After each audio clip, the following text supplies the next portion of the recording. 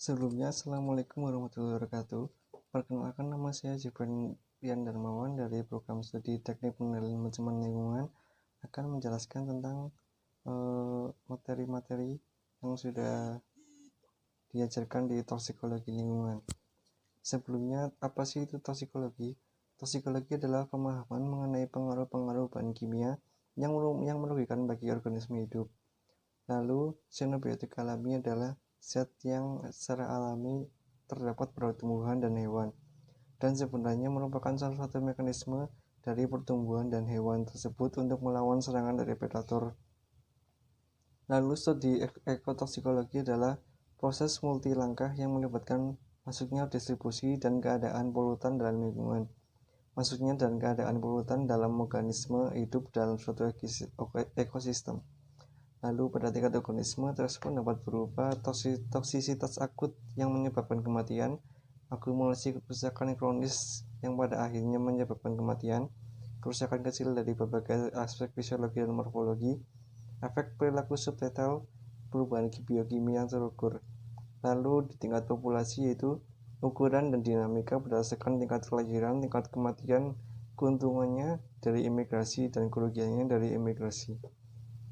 Lalu menyebabkan pengurangan atau peningkatan diagram alir, angka alami dalam biomasa, rasio jenis kelamin, dan lain-lain. Di tingkat komunitas, yaitu dibagi menjadi dua. Yang pertama, keragaman spesies, hubungan mangsa predator, dan lain-lain. Lalu perubahan ekosistem. Perubahan ekosistem juga dibagi menjadi dua, yaitu yang pertama tingkat siklus nutrisi, pola aliran nutrisi, dan kondisi fisik kimia, dan lain-lain. Penilaian perubahan struktural. Yang pertama, perubahan struktur spesies atau populasi. Yang pertama, munculnya atau hilangnya spesies indikator, jumlah individu dari suatu spesies. Biomasa dari suatu spesies atau biomasa adalah perkiraan kuantitatif dari total massa tanaman hidup atau bahan hewan. Lalu ada atau tidaknya suatu spesies yang ada di perubahan populasi ini. Lalu yang kedua, perubahan struktur komunitas atau ekosistem. Yang pertama, biomasa, yaitu kekayaan atau keanekaragaman spesies. Kelimpahan, yaitu indeks biotik, misalnya jenis tropik. Lalu yang ketiga, dominasi, merupakan panjang atau kompleksitas rantai makanan. Selanjutnya, xenobiotik alami. Yang tadi sudah dijelaskan, yaitu xenobiotik alami adalah zat yang secara alami terdapat pada tumbuhan dan hewan, dan sebenarnya merupakan salah satu mekanisme dari tumbuhan dan hewan tersebut untuk melawan serangan dari predator. Lalu contoh xenobiotik alami yang pertama yaitu gunung api. Gunung api merupakan suatu lubang bumi yang dari lubang tersebut dapat dikeluarkan isi bumi berupa padatan panas, cairan panas, dan gas panas. Bahaya yang ditemukan ada dua macam. Yang pertama, bahaya primer dan bahaya sekunder. Bahaya primer itu merupakan bahaya yang berkaitan langsung dengan letusan, yaitu berupa padatan, cairan, dan gas panas yang tinggi sampai lebih dari 500 derajat Celcius akan menghanguskan semua yang disentuhnya. Lalu bahaya sekunder yaitu bahaya yang merupakan yang ditimbulkan secara tidak langsung, yaitu ketika hujan turun maka lahar akan meluncur dan menutup semua yang dilewatinya. Efek dari gunung api ini yaitu menurunnya kualitas lingkungan perairan dengan kenaikan TSS, kekeruhan, lava panas, gas beracun, dan mikroba patogen. Lalu xenobiotik alam yang kedua yaitu blooming algae, merupakan gejala alam yang berhubungan dengan meningkatnya kesuburan unsur N dan P di suatu perairan. Efeknya berupa penurunan kualitas lingkungan dan dengan banyaknya pemusuhan ikan, BOD, dan bahan toksik.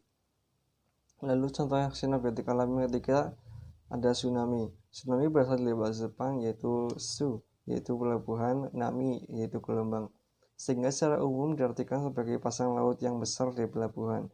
Tsunami dapat diartikan sebagai gelombang laut dengan periode panjang yang ditimbulkan oleh impulsif dari dasar laut berupa gempa bumi, erupsi vulkanik. Lalu umumnya gempa atau erupsi vulkanik hanya bertindak sebagai pemicu munculnya terjadinya sebekan patahan-patahan. Lalu panjang gelombang tsunami dapat mencapai 150 km. Tinggi gelombangnya bisa mencapai 300 meter dan kecepatan 800 km per jam atau setara dengan Kecepatan pesawat jet. Kecepatan akhir gelombang tergantung pada kedalaman air. Lalu efek dari tsunami yaitu penurunan kualitas perairan dengan kontaminan air garam, material hitam, pembusukan mayat dan hewan. Lalu menurunnya kualitas air tanah, meningkatnya jumlah VOD dan bakteri patogen. Limbah industri. Limbah industri merupakan limbah yang berasal dari aktivitas manusia seperti industri tekstil, semen, tapioka, kulit, gula, pulpen, kertas, dan sebagainya. Lalu karakteristik air limbahnya, yang pertama mengandung logam berat yang relatif meningkat, lalu mengandung minyak dan zat warna yang meningkat juga, mempunyai nilai suhu air yang relatif meningkat, mengandung TSS dan TDS yang relatif meningkat, mengandung BOD dan COD yang relatif meningkat, mempunyai nilai pH tinggi atau turun. Lalu logam berat. Logam berat disebut juga heavy metals, yaitu terminologi yang umum digunakan untuk sekelompok elemen logam yang tergolong berbahaya bila masuk ke dalam tubuh makhluk hidup. Lalu sifat logam berat yang pertama non-biodegradable, sehingga mudah terakumulasi dalam perairan. Yang kedua permanen, sehingga kadarnya pada sedimen dan biota meningkat. Lalu yang ketiga berbahaya bagi organisme air dan manusia karena bersifat toksik. Selanjutnya ada logam Pb. Logam Pb dalam perairan berada dalam bentuk Pb1, Pb2, dan Pb4. Lalu logam Pb2+ merupakan bentuk ion terlarut dan bila bereaksi dengan ion Cl- dalam air maka akan terbentuk PbCl2. Di dalam tubuh Pb diakumulasikan dalam tulang karena ion Pb2+ mampu menggantikan kedudukan ion Ca2+. Sumber dari logam Pb ini yaitu limbah dari industri elektronik, pembangkit listrik, keramik, lalu kimia, logam, cat warna, aki atau baterai, dan minyak. Efek dari logam Pb ini yaitu terhadap kualitas lingkungan, menurunnya kualitas air, mengganggu kestabilan ekosistem perairan dan kehidupan organisme air. Lalu efek yang kedua terhadap kesehatan masyarakat yaitu meningkatkan kadar enzim deaminoleuconic acid atau ALA yang berperan dalam sinesta hemoglobin, menurunnya jumlah sel darah merah, menimbulkan gangguan pada komponen darah, sumsum tulang, otot polos, sistem syaraf, ginjal, kulit, dan mukosa. Logam Cd. Cd pada umumnya berada dalam bentuk Cd2 yang dapat diserap langsung oleh organisme perairan. Di dalam air laut berbentuk senyawa klorida atau disebut juga CdCl2, sedangkan di dalam air tawar berbentuk karbonat atau disebut juga CD2CO3. Lalu menurunnya kualitas salinitas akan meningkatnya kadar CD bebas. Sumber dari logam CD ini yaitu dari industri elektroplating, industri tekstil, industri baterai, fotografi, PVC, cat warna, kulit, makanan, dan minuman. Efek dari logam CD ini terhadap kualitas lingkungan yaitu menurunnya kualitas air, mengganggu kestabilan ekosistem perairan dan kehidupan organisme air. Lalu efek yang kedua yaitu terhadap kesehatan masyarakat, kerusakan pada sistem fisiologis, lalu syaraf penciuman dan kerapuhan pada tulang. Logam AS. Logam AS di perairan berada dalam bentuk AS5 dan AS3.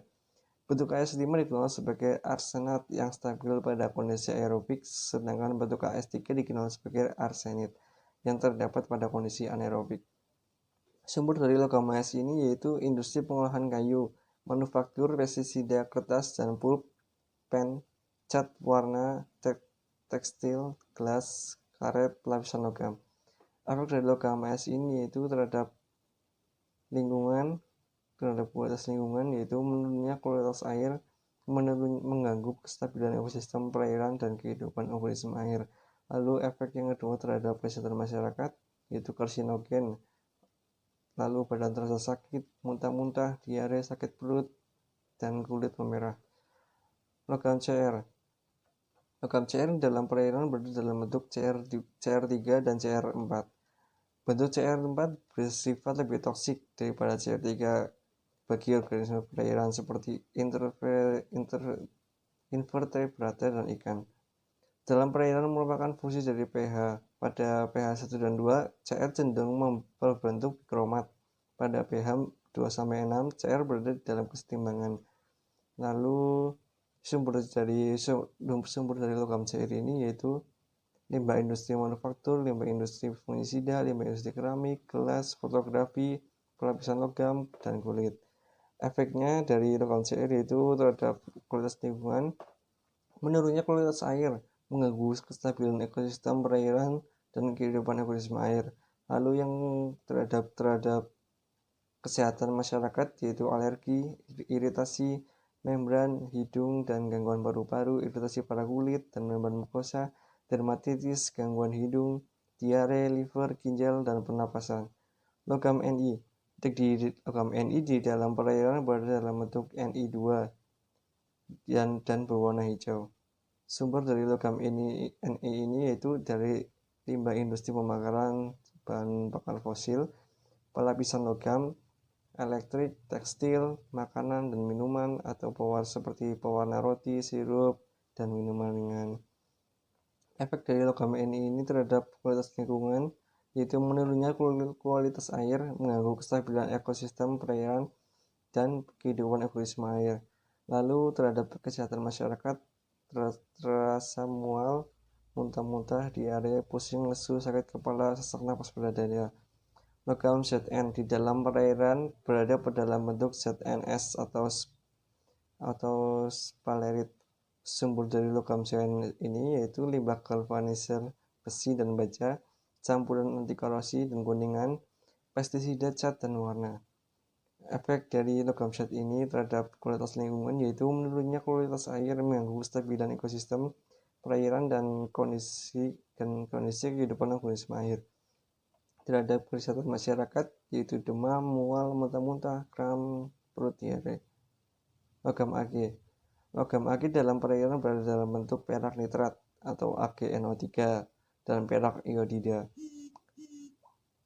Logam Ag berasal dari sumbernya yaitu limbah elektrik dan elektronik, manufaktur dari koin, fotografik, dan baterai, medikal atau antiseptik dan disinfektan, lalu pestisida atau fungisida. Efek dari logam Ag ini yaitu terhadap kualitas lingkungan, menurunnya kualitas air, mengganggu kestabilan ekosistem perairan dan kehidupan organisme air. Lalu yang terhadap kesehatan masyarakat, efeknya yaitu kulit memerah.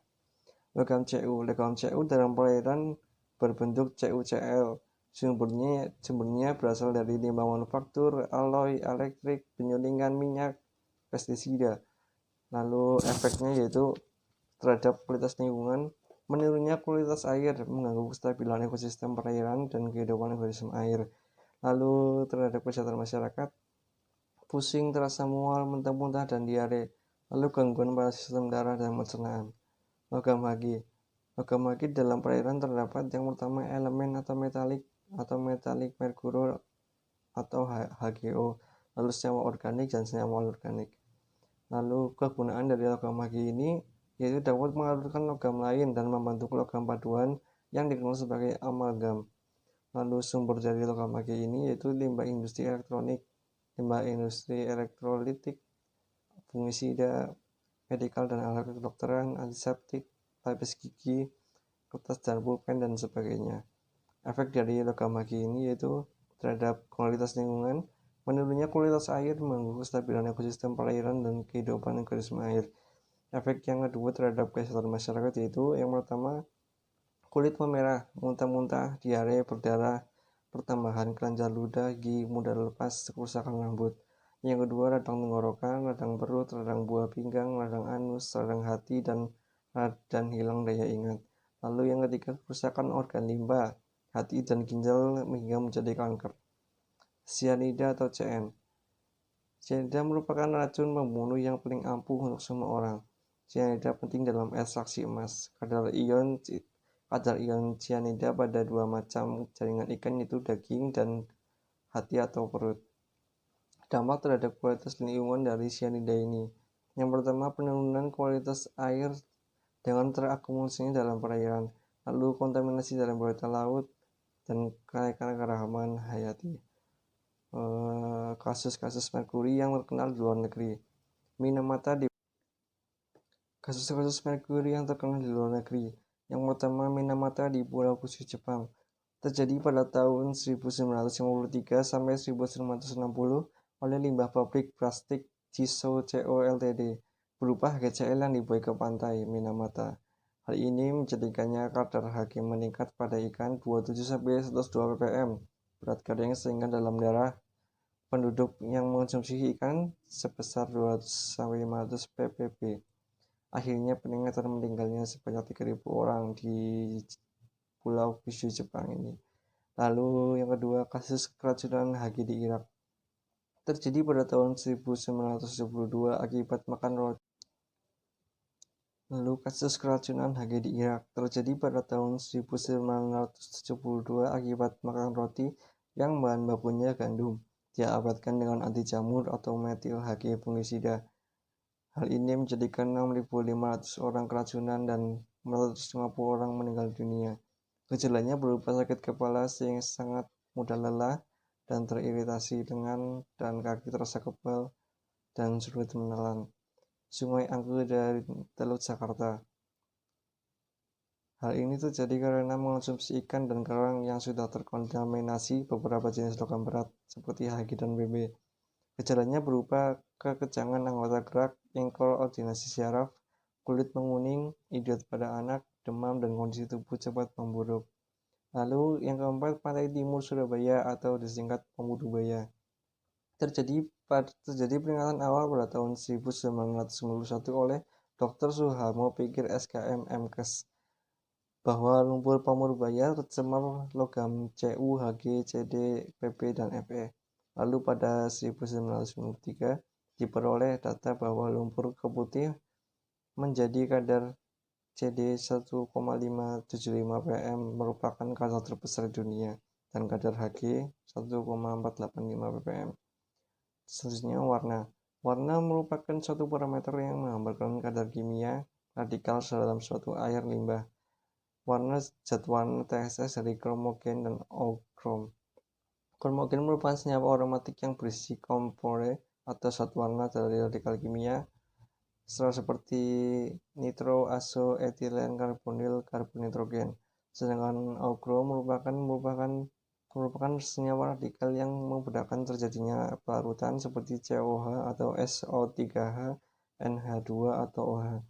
Sumber dari warna ini yaitu limbah industri tekstil, kulit, pulpen dan kertas, pupuk petrokimia, makanan dan minuman, dan sebagainya. Efek dari warna ini yaitu mengganggu atau mematikan organisme air, bersifat toksik dan permanen dalam lingkungan perairan. Selanjutnya, polychlorinated bipenlis atau PBCS, yaitu merupakan senyawa kimia yang memiliki kestabilan yang meningkat dan sifat penguapannya yang menurun. PBCS ada dua macam, yaitu PBCS dengan lebih dari 5 atom klor dan PBCS dengan kurang dari 5 atom klor.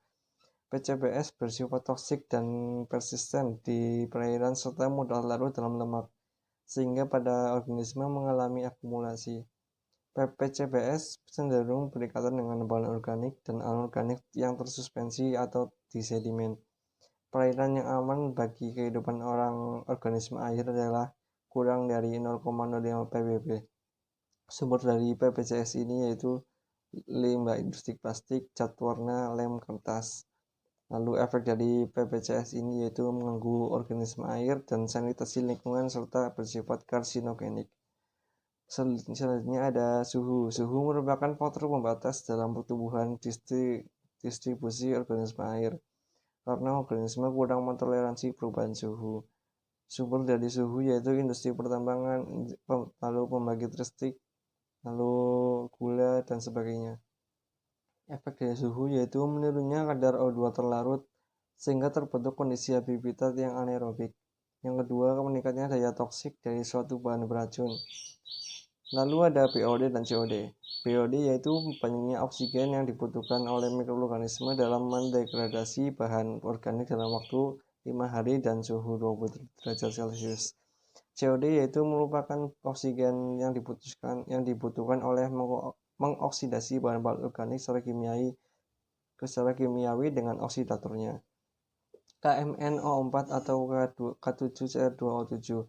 Sumber dari KMNO4 ini yaitu industri tekstil, kulit, pulpen dan kertas, pupuk, makanan dan minuman, tapioka, kulit dan sebagainya. Efek dari ini yaitu menurunkan kadar O2 terlarut dalam perairan sampai kondisi anaerobik, lalu menurunnya nilai pH perairan sehingga meningkatkan kelarutan logam berat. Lalu pada pH air. pH air merupakan suatu parameter yang menggambarkan kondisi asam atau basa dari suatu perairan atau air limbah. Sumbernya berasal dari limbah industri kertas, tekstil, semen, pupuk, kulit kimia, tapioka, mihun, tahu, dan sebagainya. Efek dari pH air ini yaitu bila air pH naik atau basa menjadikan stabilnya senyawa toksik amonia atau NH3, sedangkan bila pH turun atau asam menjadikan meningkatnya kelarutan logam berat dalam perairan. Lalu efek terhadap organisme yaitu mengganggu organisasi dan mengganggu atau mematikan organisme air. Sekian video dari saya. Apabila ada salah kata, saya mohon maaf. Assalamualaikum warahmatullahi wabarakatuh.